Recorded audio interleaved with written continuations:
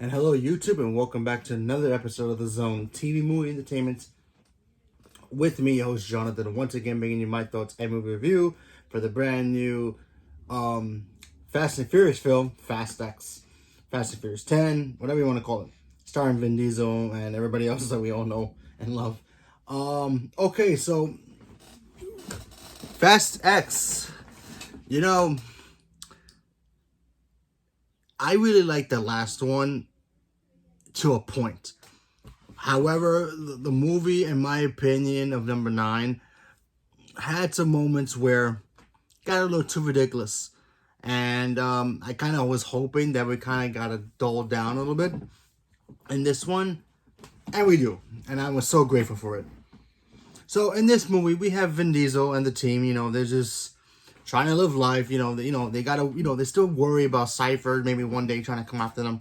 Make sure they're prepared. They're ready to go. They got the family. They're stronger. But when a new threat shows up, played by Jason Momoa, they need to get back together and pretty much team up. So in this movie, we have Jason Momoa, who plays Dante Reyes, who is the son of Herman Reyes from Fast and Furious 5, who lost all his money when they all stole the money in Rio de Janeiro and escaped and killed him as well. Obviously, Dante wants revenge. He goes after Dominic Toretto's entire family, piece by piece, and he tries to literally take them out and break them, as much as he can. And, yeah, that's basically just the story of exactly what this movie is about. And, okay, so let me talk about what I really loved about this film. The action. It's Fast and Furious. I really love these movies. I mean, even the story to me in this movie was a lot better than number 9. Because you have a man who lost everything. Not only did he lose his money, his family's money, he also lost his father in one day, literally. When you see Momoa in this movie do his thing, he's awesome. Excuse me. He's like incredible. I mean, first of all, Momoa is a good actor. Love him as Aquaman, but never got to see him play a villain role as much. Maybe in Game of Thrones, but I don't remember that much. Anyway, of him being like a kind of like a villain role. He took that character from a scale of 1 to 10, he dialed up to 11. He was so over the top, and he just fit so well in this role. I mean, if his character was a character in any other franchise, action franchise, I don't think his character would work because he was a little too goofy. But for Fast and Furious, he works perfectly. It was just awesome and amazing. And also, he's not one of those villains that's like, yeah, okay, I'm gonna sit back, relax, and let my henchmen do all the work. No. He had henchmen, and it was good to have henchmen. You always want henchmen when you're a bad guy. But it's also good to see a villain get his own hands dirty as well. He has the balance of both. He does some work himself. He has his henchmen do some work, and it mixes really well. I thought all that stuff really worked with him. The way it was like watching a chess game. You had Dom and Dante playing chess with each other, and Dante was always like 6 steps ahead of Dom, which in Dominic Toretto's world is like, okay, especially after 5, Dominic Toretto's always been like 6 steps ahead of everybody, like Cypher, Statham's character, all that, and he was getting kind of outplayed in this movie, and I thought that stuff really worked. The action obviously shows how good it is. I always compare Fast and Furious with Mission Impossible. You may love the Mission Impossible movies, you may not love them, but we all agree with one thing. We all love the ridiculous stunts that they do in those movies.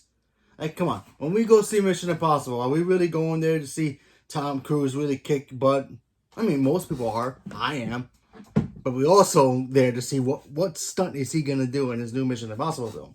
It's the same thing here. Whenever a new Fast and Furious comes out, oh, we're excited. New action scenes, racing, sure. Bombs exploding, whatever. But what is the ridiculous stunt that Dominic Toretto's going to do with his car? That's what we're there for most of the time. Especially nowadays, I feel like it's like if Avengers was just a spectacle of just like wow moments, Like, what would be the wow moment for an Avengers film? Seeing Iron Man's new suit or whatever. It'd be the same thing for Fast and Furious. What exactly is Dominic Toretto going to drive his car off? Is he going to drive it underwater? Is he going to drive it up a cliff? Is he going to go diving off a cliff, Mount Everest, whatever? Ride on a dinosaur? No dinosaurs in this movie, I'm just saying, for example. But, you know, we're just excited to see what exactly is he going to be doing in this, you know, this ride that he's in. And especially this is going to be supposedly now a trilogy of the final lap. So it's like, okay, I see it. The fight scenes were great. You know, seeing it's in the trailer. Charlize Theron and Michelle Rodriguez duke it out finally. I thought that was great. I really enjoyed it. Kind of wish we got a little bit more of it, but still. We also got to see, you know, Ludacris and Tyrese Gibson do their stick together. That works. Han was great. You know, Ramsey was great. I think everybody does a great job. We even get to see Brie Larson, an Academy Award winning actress. Brie Larson. Now, granted, I know a lot of people don't like Brie Larson for some weird reason, but whatever. She's Captain Marvel. Get over it.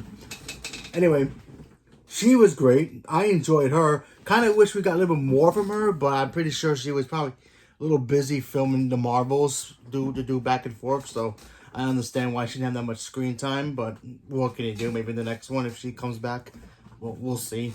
I really enjoy Momoa. Even Dom's son in this movie was great. John Cena had more screen time than he did in the last one, so I was like, thank you. And cool fight scene as well with, you know, he had a cool fight scene with the bad guys. So I thought that stuff was great. What else? My only negative about this film, you know, it's such a big Avengers style kind of, you know, team up now. There's so many characters in this movie franchise. And none of them don't get enough screen time. And you kind of wish they did because they've been in the franchise longer. So I kind of wish we kind of got that. With maybe Jordana Brewster, you know, Michelle Rodriguez kind of didn't have that much screen time in here, which is kind of odd. You know, because she is like the glue of Fast and Furious, besides Paul Walker. She's the Trinity, in my opinion.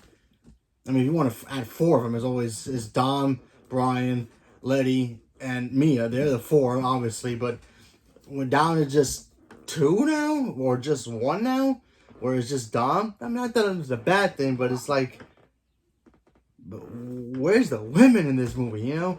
That's why I'm hoping that maybe one day we'll get a Fast and Furious female-led movie, because give some love to the women, come on. Especially if you add Brie Larson into this world. I mean, just seeing her being a badass was like, that's why she's Captain Marvel. That makes total sense. And she has Oscar in her mantle, so yeah. But, yeah. Even Helen Mirren's back in this movie, you know? Such a small role, such a small scene for her, but when Helen Mirren talks, it's just like poetry in motion, so there's that. Still, fun time. I enjoyed it. I thought this movie was probably the best out of this and number 9, easily. You know, the ridiculousness wasn't as high as, you know, the other movies. It went back to being the normal ridiculous. You know, the street level ridiculous of Fast and Furious, which is always a good thing. You don't want to go super high with it. Just leave that for Tom Cruise, because apparently he's the only one who can do it. But other than that, I enjoyed it. There's a mid-credit scene. If you know what it is, it's been leaked already. I'm not going to say what it is in case you've never seen it. So, now it's really going to get intense in the next two. Because apparently it's going to be a trilogy, which is this is the first one. We got 2 more, so 11 and 12. Get ready. That's all I'm just going to say. Just get ready. So, if you're excited about this, go check it out. If you go watch it and you loved it, awesome. If you go there, you watched it and you hate it, that's cool too. Don't worry about it. It's fine. It's just Fast and Furious. So, it's not going to win any Oscars from dramatic moments. But, yeah. I still had fun with it. I enjoyed it. I love these movies no matter what. And I'm excited to see what the next one is going to be about. And I think Momoa was a great villain. So, you know, so he was so over the top and he worked in this franchise. He just works in this world. Any other villain, any other movie with him in it, I don't see it working because I kind of find it a little cheesy. But he worked in this perfectly. So, what can you say besides the fact that he did a great job with the character? And I really hope we get to see Brie Larson back in the next one because I really wanted to see more from her character. I thought her character was cool. I wanted to see more. I'm so glad John Cena got more screen time. So that was good for me, in my opinion, because I really like John Cena. As a big fan of WWE, of course. So, yeah. And that post-credit scene just makes me want to geek out a little bit more because I am a wrestling fan. And if you're a wrestling fan and you know what the post-credit scene is, you know what I'm talking about. Possibilities are endless. So, yeah. So go check out Fast and Furious. If you loved it, awesome. If you don't, you don't. That's cool too. So leave a comment below. Let me know what you guys thought about it. Stay tuned for more. And thank you very much. And have a good day.